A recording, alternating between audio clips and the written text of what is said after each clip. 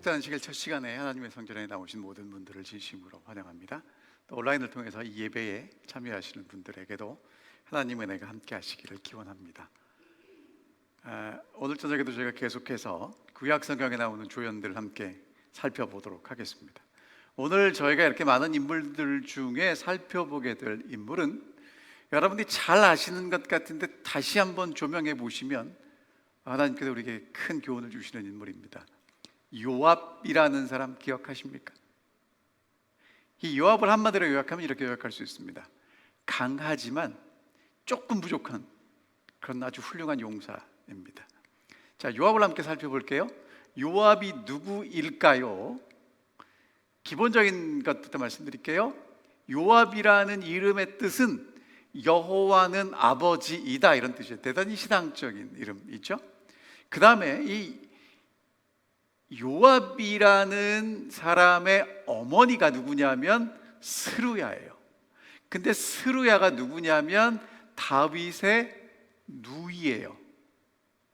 그러니까 다윗이 그 집 막내이고, 그리고 다윗의 누나의 아들이 요압이니까 다윗에게는 조카입니다.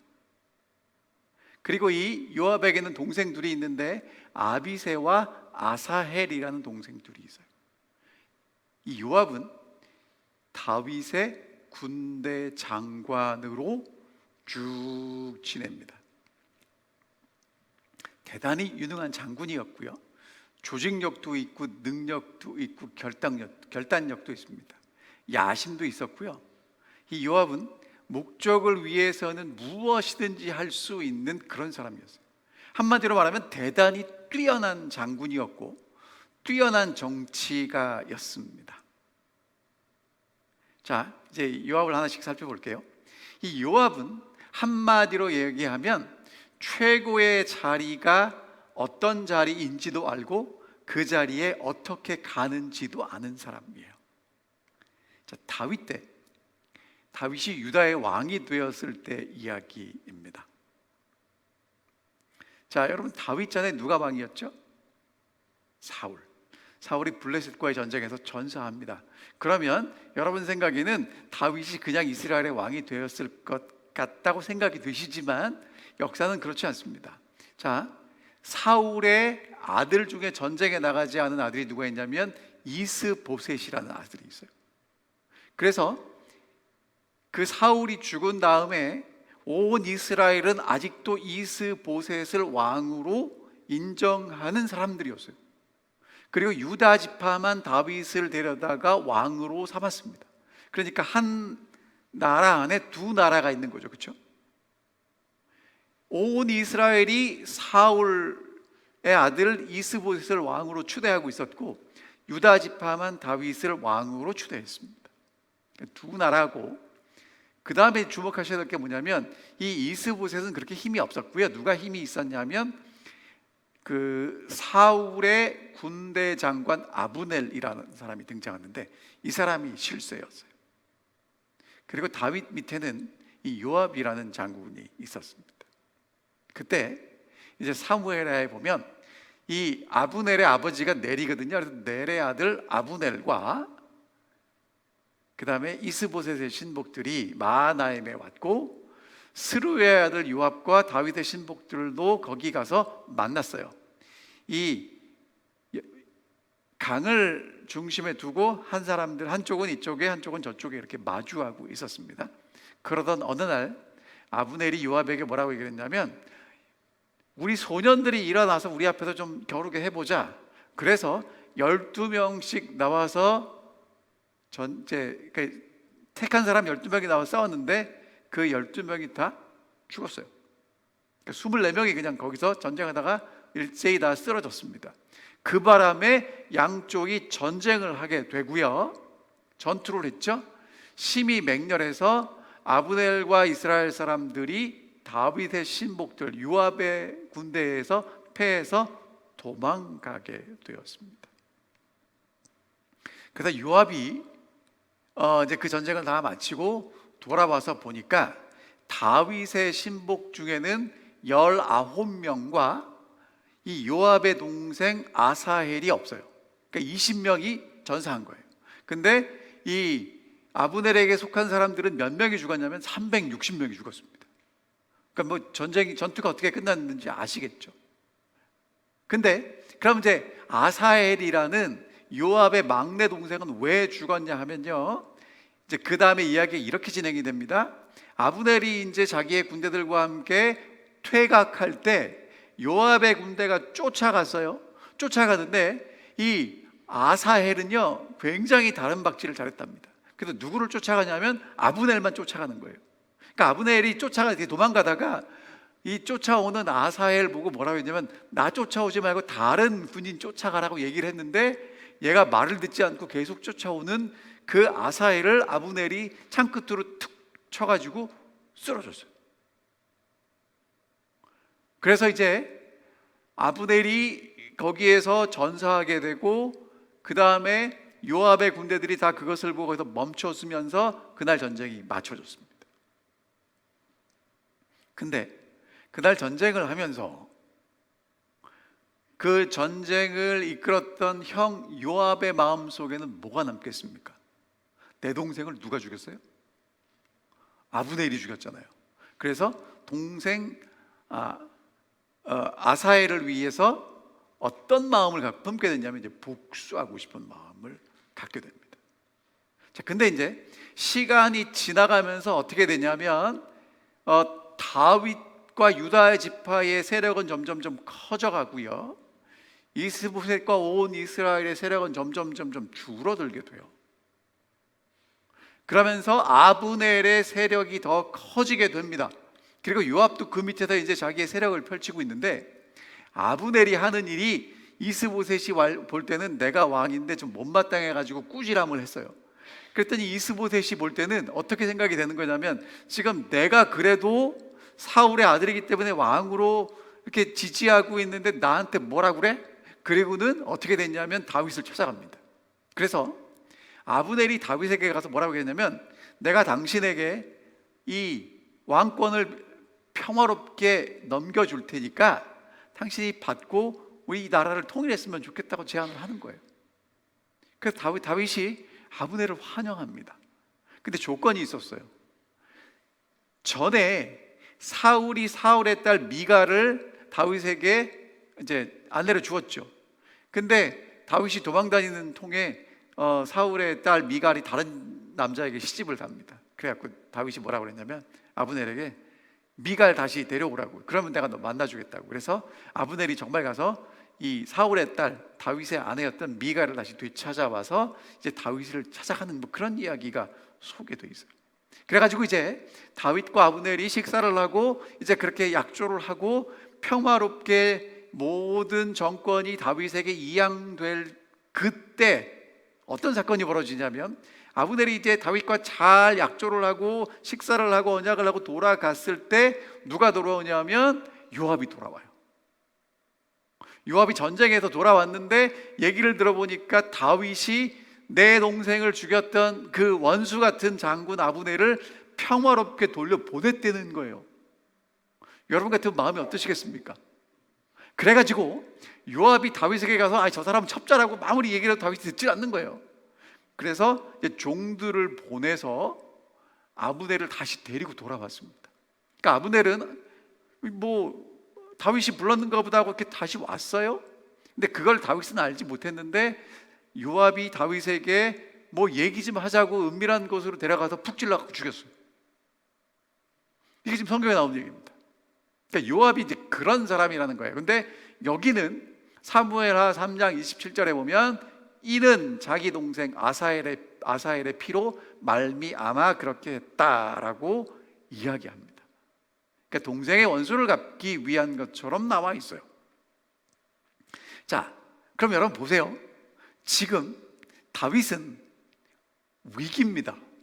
왜냐하면 지금 아브넬과 해서 평화롭게 나라가 이제 하나가 되는 듯한데, 요압이 거기 등장함으로 누구를 죽였어요? 아브넬을 죽였는데 사람들은 왜 누가 죽였는지 모르잖아요. 요즘 같으면 뭐 SNS에 다 뭐가 떠올라오니까 다 이렇게 알 텐데, 그때는 그런 게 없으니까 어떻게 오해할 수 있냐면 다윗이 아브넬을 죽였다 이렇게 오해할 수가 있는 거예요. 그 다윗이 한 일이 뭐냐면, 뭐라고 했냐면 넬의 아들 아브넬의 피에 대해서는 나와 내 나라는 여호와 앞에 영원히 죄가 없다. 이것은 누구의 집 문제다? 요압과 그 집 문제니까 하나님이 그 집에게 저주를 내리시기를 원한다고 얘기를 하고, 다윗이 굵은 옷을 찢고 베옷을 입고 아브넬의 장례를 아주 정중하게 치러줍니다. 그 다음에 그날 와서 밥을 안 먹어요. 해질 때까지. 밥 먹으라고, 이제 다 끝났다. 그러니까 아니라고, 내가 이 사람을 애도하기 위해서 오늘 해가 질 때까지 밥을 먹지 않겠다고.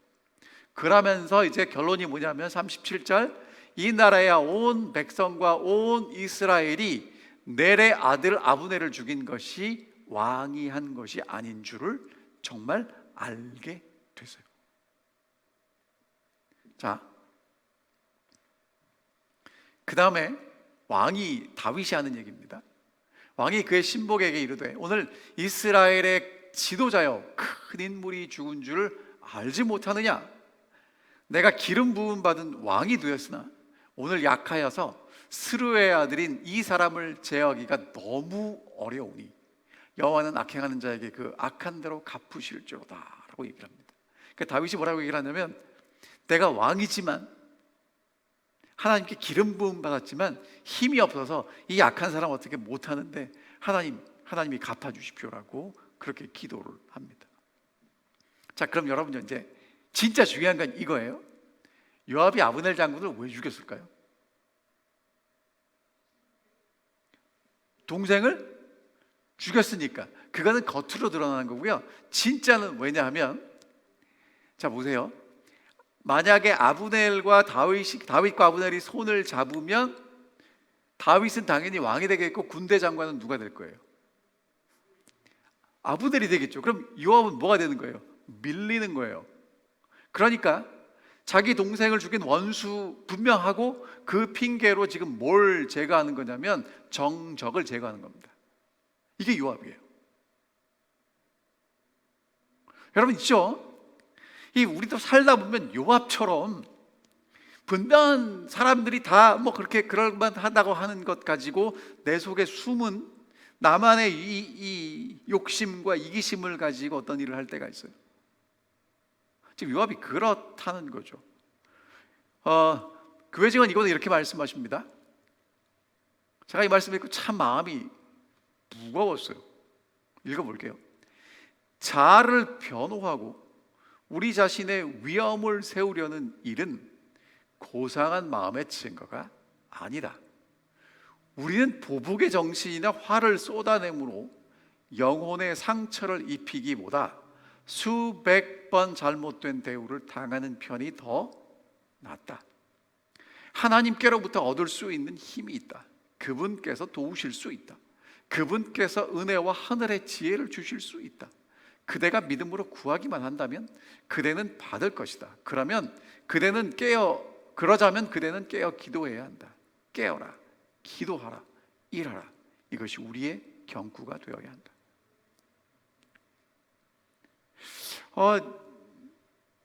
이렇게 읽고 여러분들에게 전달은 하지만 참 어려운 얘기입니다. 왜냐하면 억울할 때요, 보복의 정신이 나도 모르게 튀어오르고요, 조금만 뭐라 그러면 화를 냅니다. 그런데 지금 영감의 글은 우리에게 뭐라고 말씀하시냐면, 보복의 정신이나 화를 쏟아내므로 영혼에게 상처를 입히는 것보다는 우리가 수백 번 잘못된 대우를 당하는 게 훨씬 더 낫다는 거죠. 그럼 어떻게 하면 그렇게 할 수 있는가? 깨어서 기도하셔야 합니다. 아침에 아무리 일어나서 경건하게 말씀을 읽고 기도하셨을지라도 그 순간에 깨어있지 않으면 넘어지고 나도 모르게 내 속에서 그런 게 튀어 올라온다는 것입니다. 자, 이런 요압은요 정말 혁혁한 공을 세우는 사람이에요. 이 예루살렘 정복에 요압이 앞섭니다. 이제 다윗이 이제 온 이스라엘의 왕이 된 다음에 수도를 어디로 정할까 하다가 수도를 예루살렘으로 정하기를 원했는데, 원래 예루살렘은 유대 민족이 사는 그런 성이 아니었어요. 거기는 누가 살았었냐면 여부스 사람들이 살던 성이에요. 근데 그 성을 다윗이 가서 이제 빼앗고 점령하려고 하니까 쉽지 않은 거예요. 그 안에 있는 사람들이 뭐라고 얘기를 했냐면, 내가 결코 이리로 올라오지 못할 거다, 들어오지 못할 거다. 맹인과 다리 저는 자라도 너를 물리칠 수 있다라고 얘기를 하는 겁니다. 그러니까 다윗이 거기로 쳐들어가서 그 성을 빼앗기가 쉽지 않았어요.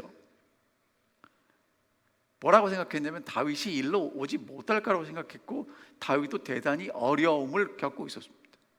그래서 다윗이 뭐라고 얘기를 하냐면,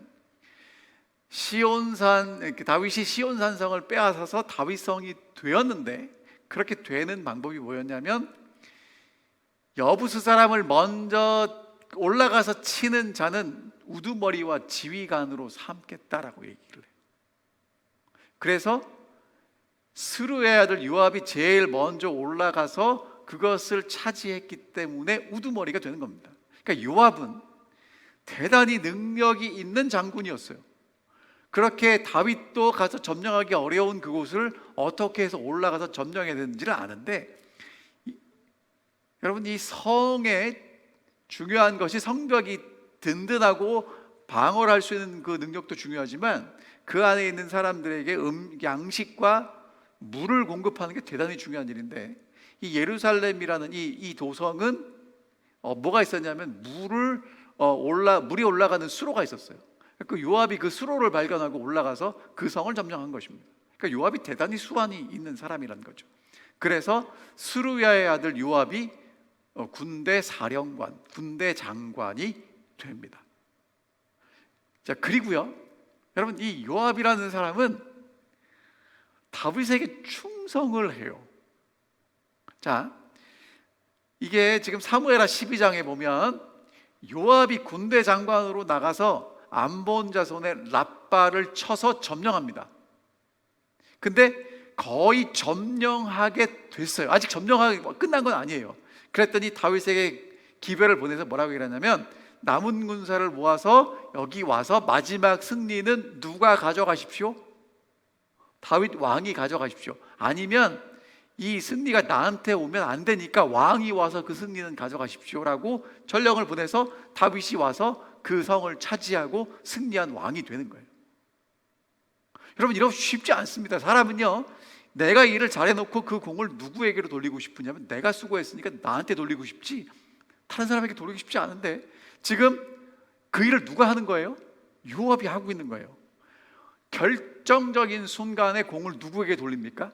다윗에게 돌려요. 그러니까 다윗에게 충성을 해요. 그러니까 이 사람은요, 내가 어떻게 해야 내 자리를 유지하면서 살아남을 수 있는지를 아는 사람이에요. 이 능력 쉽지 않습니다. 자, 그 다음에 지난번에 저희가 우리 우리아 편에 살펴봤던 내용인데, 다윗이 전쟁하러 나간 사이에 어찌어찌 해가지고 우리아의 아내 밧세바와 잠자리를 하게 되고 아이가 태어나고 어쩌고저쩌고 그런 얘기 아시죠? 그래서 이제 다윗이 요압에게 전가를 보냅니다. 우리아를 제일 앞에 배치하고 좀 잘 처리해라. 그랬더니 정말 요압이 다윗이 한 얘기가 뭔 얘기인지를 알아듣고 우리아 장군을 제일 앞에 배치하고 제일 적이 강하게 저항하는 그곳에서 전투를 하다가 물러서면서 우리아가 전사를 하도록 만들었어요. 그러니까 아무도 그게 왜 그렇게 됐는지를 모르는데 누구만 아냐면 다윗과 요압만 아는 겁니다. 그럼 여러분 얼마나 좋아요? 아무도 모르게 일을 싹 처리해 주는 그런 장군. 자, 그러면서 보세요. 지금 이 다윗은 음흉한 계획을 요압에게 전달하고, 요압은 다윗의 계획대로 작전을 수행하고, 그 계획대로 우리아 장군은 전쟁터에서 전사하고, 그 다음에 다윗에게 전투 결과를 보고하는데 거기에다가 뭘 집어넣냐면, 지금 그 보고에는 무슨 얘기를 하고 싶은 거냐면, 전투에 이겼다 졌다 얘기하는 게 아니라 우리아 장군이 죽었다 안 죽었다 그 얘기가 더 중요한 거예요. 그 얘기를 다 하는 거예요. 그러니까 다윗의 마음이 뭔지를 읽고 그것을 해줄 수 있는 사람이 누구냐면 우리야 장군, 요압 장군이라는 것입니다. 그러니까 여러분, 요압에게 있어서 지금 이 상황, 이렇게 이런 요압의 모습을 보면 요압이 늘 선택할 때 기준이 뭐냐면 이게 나한테 유익한가 무익한가를 너무 잘 알고 유익한 것을 위해서는 무엇이든지 할 수 있고 해낼 수 있는, 그러니까 하는 것도 알고 해낼 수 있는 능력도 있는 사람이라는 거예요. 참 기가 막힌 사람이죠. 그럼 여러분, 제가 오늘 여러분과 제가 질문하고 싶은 게 뭐냐면 여러분과 저는 선택할 때 기준이 뭐냐는 거예요. 우리가 교회 와서는요 정말 할렐루야 아멘하고 하나님을 찬양하고 주님 뜻대로 살기로 했네, 찬양도 하고 기도도 하고 콧물 돌리고 눈물 흘리고 다 해요. 새벽마다 기도한다고요. 근데 나도 모르게 하루를 살아갈 때 우리의 어떤 선택의 기준은 보니까요 요압하고 똑같더라는 거예요. 어떤 게 유익하지? 유익한 대로 가더라고요. 손해보는 건 요만큼도 안 합니다. 특별히요, 우리 제칠 안식일 예수재림 교인들은 예전부터 건강시켜갖고 건강해서 머리가 정말 잘 돌아가서 손해가 나는 일은 요만큼도 안 합니다. 근데 여러분, 이게 지금 여러분들을 향해서 드리는 말씀이 아니라 제가 그러고 있더라고요. 자, 직원보감 일권에 있는 말씀 읽어드릴게요.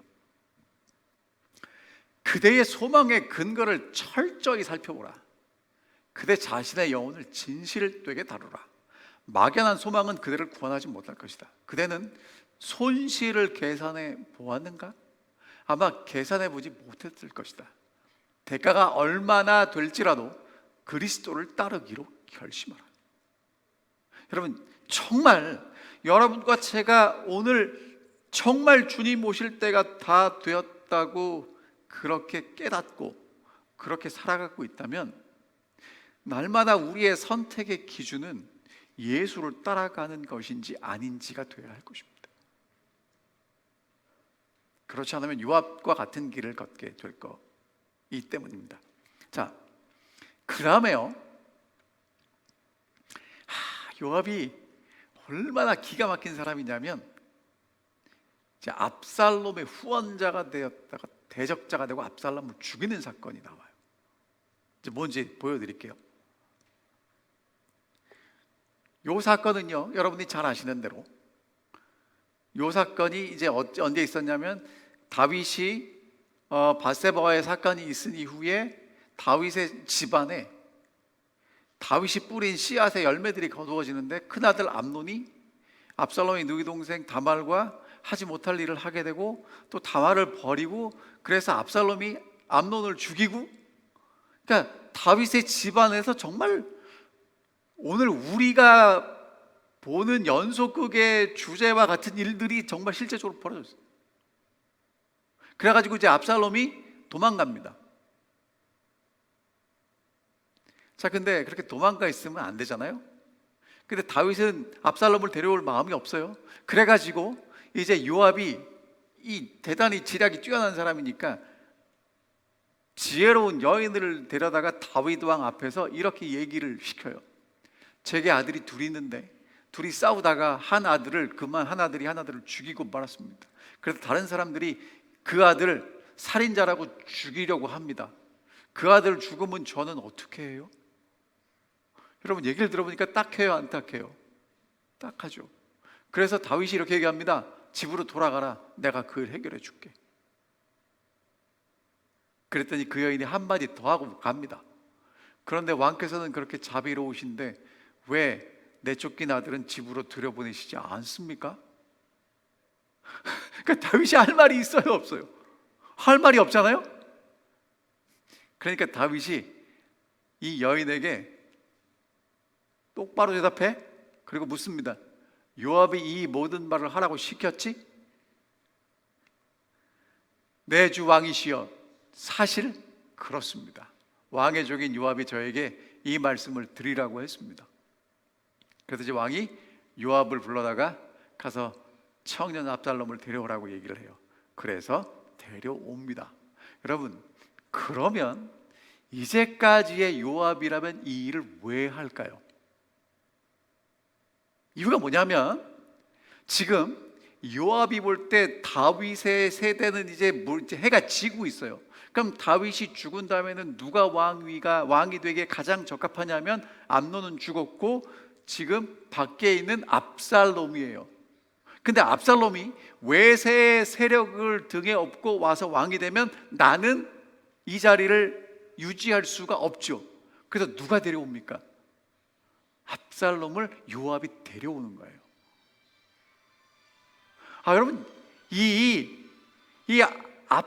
요압은요 정말 끝내주는 사람. 이 머리가 어떻게 흘러갈지가 보이는 사람이에요. 그래가지고 이제 압살롬을 데려왔는데 요압이 왕도 안 만나주고 요압도 안 만나주니까 이 압살롬이 대단히 또 지혜가 있는 사람이라 뭘 했냐면 요압의 밭에 이제 추수할 때 여우를 잡아다가 불을 놔가지고 불을 다 타버렸어요.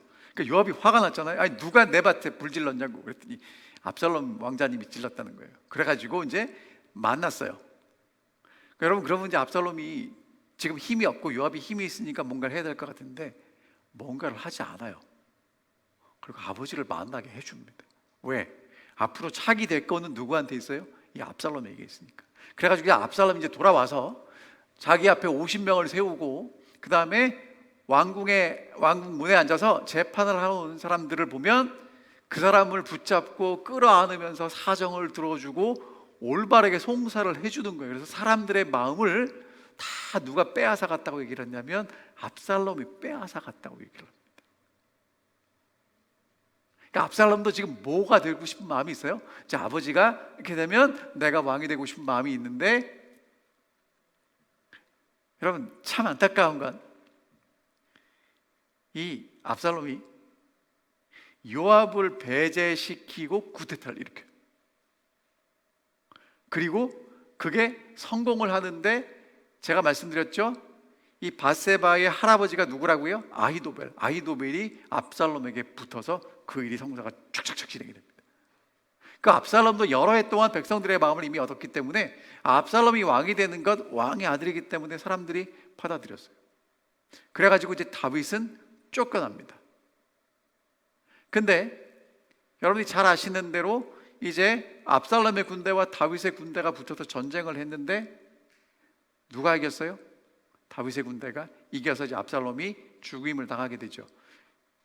근데 여러분, 아버지의 마음이 그래요. 전쟁을 하는 군인들에게 다윗이 뭐라고 그랬냐면 오늘 전쟁터에서 내 아들 압살롬 보면 좀 선하게 대해줘라. 그러니까 여러분, 지금 군인들은 누구를 위해 싸우러 나가는 거예요? 다윗을 위해서 싸우러 나가는데 다윗은 자기 아들이니까, 원수지만 아들이니까 잘해주라고 얘기를 하는 거예요. 그래가지고 전쟁을 해서 이제 다윗의 군대가 이겨요. 다윗의 군대가 이기는데 압살롬이 머리가 굉장히 길었답니다. 그러니까 노새를 타고 가다가 그 머리가 나무가지에 걸려가지고 나무에 매달린 거예요.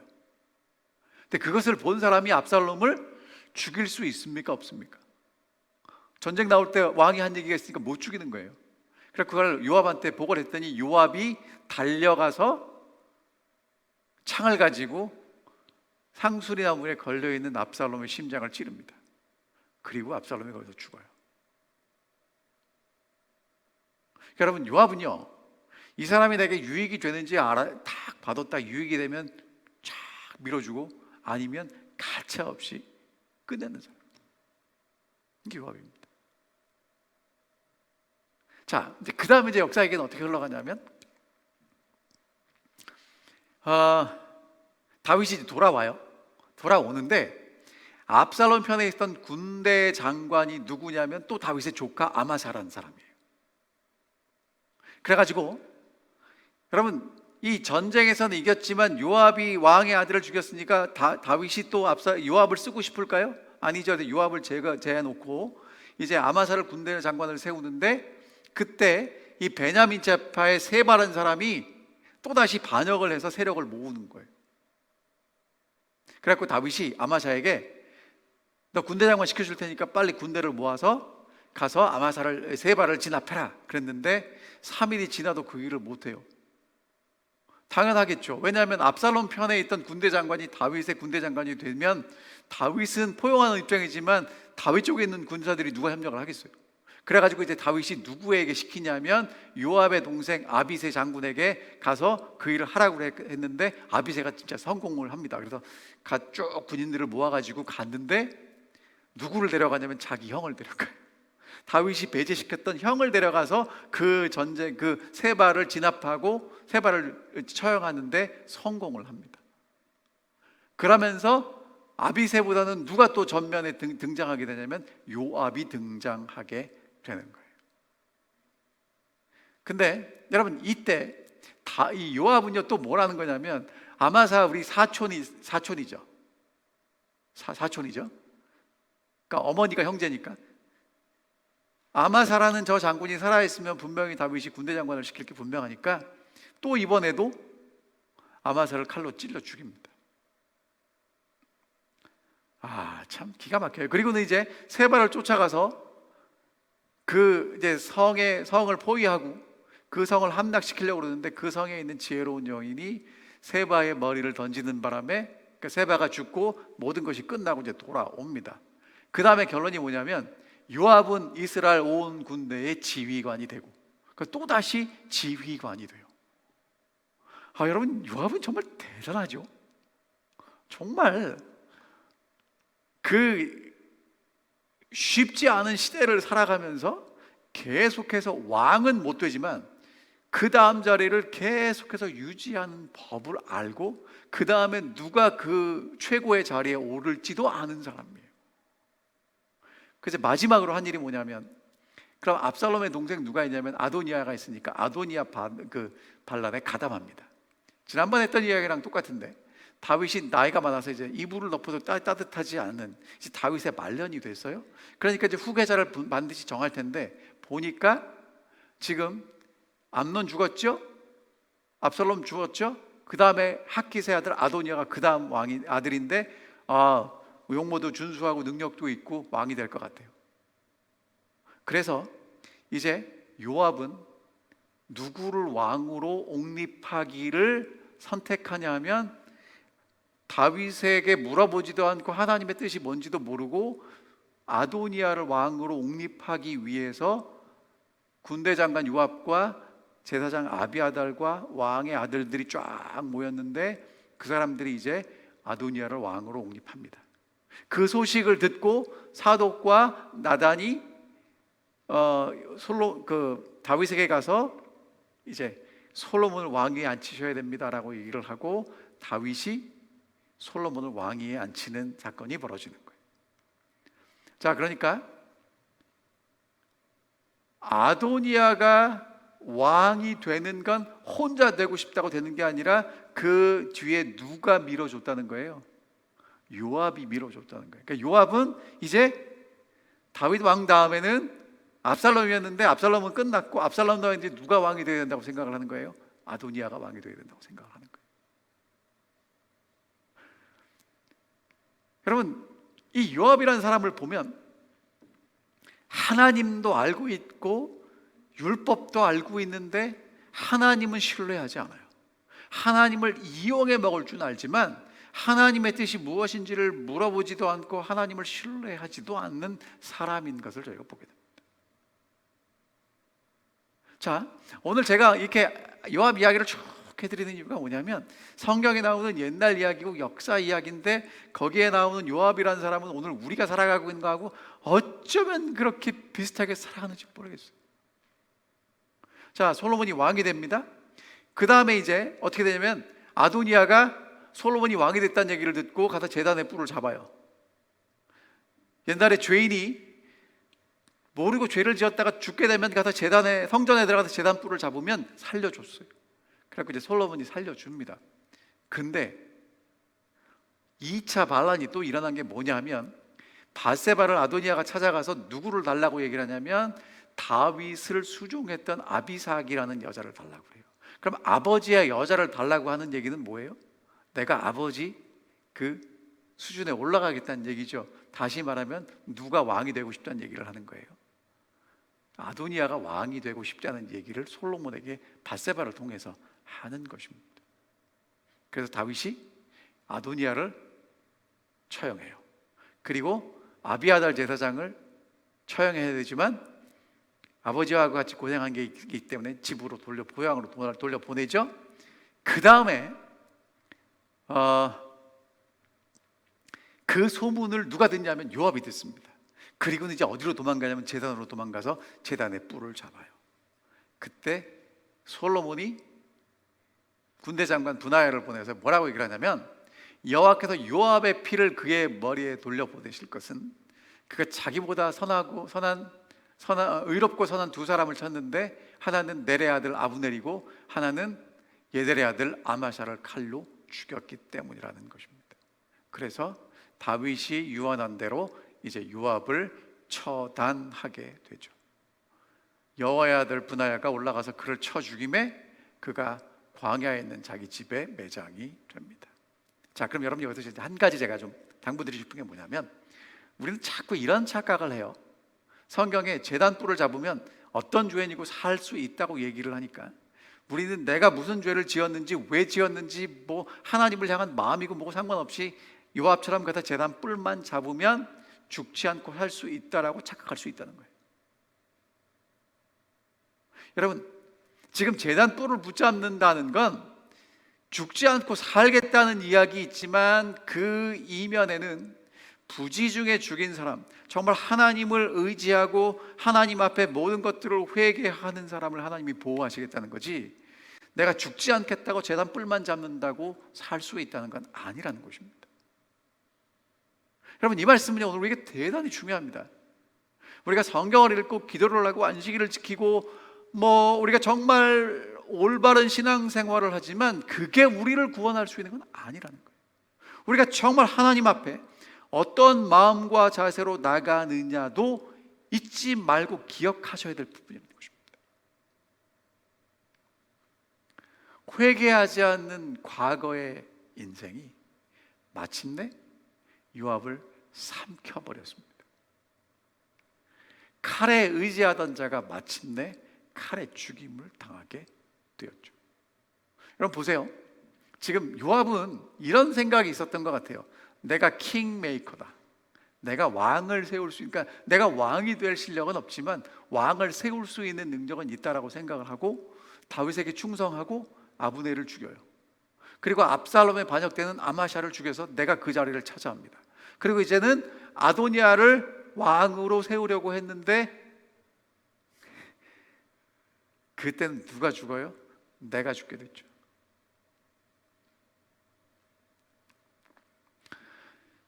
항상 최고의 권력자 다음 자리를 요압은 원했습니다. 요압은요, 누가 최고의 권력자인지 알아보는 통찰력도 있었고요, 그 다음 자리에 앉을 수 있는 순발력도 있었어요. 그리고 내가 이 시대가 어떻게 흘러가는지, 누가 주류인지를, 어떻게 하면 인싸가 되는지를 안다고 착각했습니다. 그렇게 하는 것처럼 보였죠. 하지만 요압이 몰랐던 게 뭐냐면, 하나님이 모든 것을 주관하신다는 것을 몰랐어요. 진짜 어리석은 사람입니다. 여러분과 저도 마찬가지입니다. 우리가 이제까지 노력하고 기도하고 애써서 무엇인가를 이루었는지는 모르겠어요. 하지만 하나님이 역사를 주관하시고 하나님이 세상을 통치하시고 하나님의 뜻이 이루어짐을 알지 못한다면 우리도 요압처럼 어리석은 사람이 되고 그렇게 살다 끝나게 된다는 것입니다. 제가 여쭤보겠습니다. 누구를 왕으로 모시고 있나요? 아니면 우리가 왕을 만들려고 노력하지는 않습니까? 감히 우리가 그렇게 말은 못해요. 내가 왕이다, 내가 최고다. 하지만 누군가를 왕으로 모시고 있을 수도 있고 내가 누군가를 왕으로 만들려고 할 수도 있다는 거예요. 오늘 여러분과 제가 정말 기억해야 될 게 뭐냐면, 누군가가 아니라 하나님이 왕이십니다. 여러분, 사실 지금 우리 마음 되게 무겁습니다. 지금 지구 반대편에서는 전쟁하고 있잖아요. 기도해야 합니다. 하지만 여러분, 정말 여러분과 제가 이때 잊지 말고 기억해야 될 게 뭐냐면, 이 세상의 역사는 하나님이 주관하신다는 것입니다. 사람들에 의해서 좌지우지 되는 것 같지만 하나님이 주관하십니다. 그것을 알고 믿고 살아가는 사람은 요압처럼 잘 나가는 것처럼 보이다가 끝나는 사람이 아니고 정말 하나님과 함께 끝까지 동행하고 천국에 하나님이 데려가는 사람이 될 것입니다. 자, 마지막으로 이 말씀 읽고 마치겠습니다. 사욕을 조차 허비한 삶은 먹어버린 곡식과 같다. 그것은 사라지지만 증가됨이 없다. 사람이 자신을 위하여 모을 수 있는 모든 것을 모을 수 있을 것이며 자신을 위해 살고 생각하고 계획할 수도 있을 것이다. 그러나 그의 생명이 끝나면 그에게는 아무것도 없게 될 것이다. 자기 욕심의 법칙은 자멸의 법칙이다. 여러분, 어쩌면 우리 눈에 서로 보기에 저 사람은 참 잘 살았어 라고 보일 수 있을지 모르지만 그것이 정말 예수 그리스도를 좇는 게 아니라 나의 욕심과 나만을 위해 살았다면 마지막에는 아무것도 남지 않게 될 것입니다. 요압이 그런 사람입니다. 사실 요압은요, 우리에게 그렇게 좋은 교훈을 주는 사람은 아니지만 그렇게 걸어가면 안 되는 것을 분명히 보여주는, 어쩌면 우리의 모습을 잘 거울처럼 보여주는 그런 인물입니다. 다시 한번 우리 사랑하는 성도들에게 호소합니다. 세상의 역사가 사람들의 궁리와 모략과 정치로 이루어지는 것 같이 보일지는 모르시겠지만 하나님이 살아계시고 하나님의 뜻이 분명히 이루어질 것입니다. 그리고 하나님을 신뢰한 사람들은 어쩌면 세상에서 무능하고 어리석은 사람처럼 보일지 모르지만 주님께서 오실 때 그 사람들이 정말 지혜로운 사람임이 드러나게 될 것입니다. 매일 그리스도와 동행하는, 하나님을 신뢰하는 그런 우리 사랑하는 성도님들 되어주시기를 간절히 바라면서 오늘 말씀 드리겠습니다. 하늘에 계신 아버지, 오늘 저희가 요압을 함께 살펴봤습니다. 정말 순발력도 좋고 능력도 있고 어떻게 해서 이 세상을 살아가는지 참 잘 아는 사람이었습니다. 하지만 요압에게 없었던 것은 하나님이 살아계시고 하나님이 통치하고 계심을 아는 지혜가 부족했습니다. 하늘아버지, 저희가 이 땅을 잘 살아가야 합니다.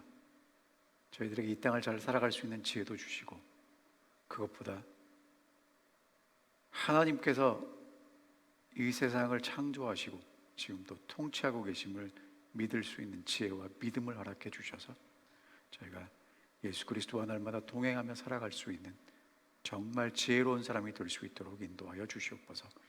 특별히 저희가 선택의 기로에 섰을 때 어떤 것이 유익한가를 넘어서 이것이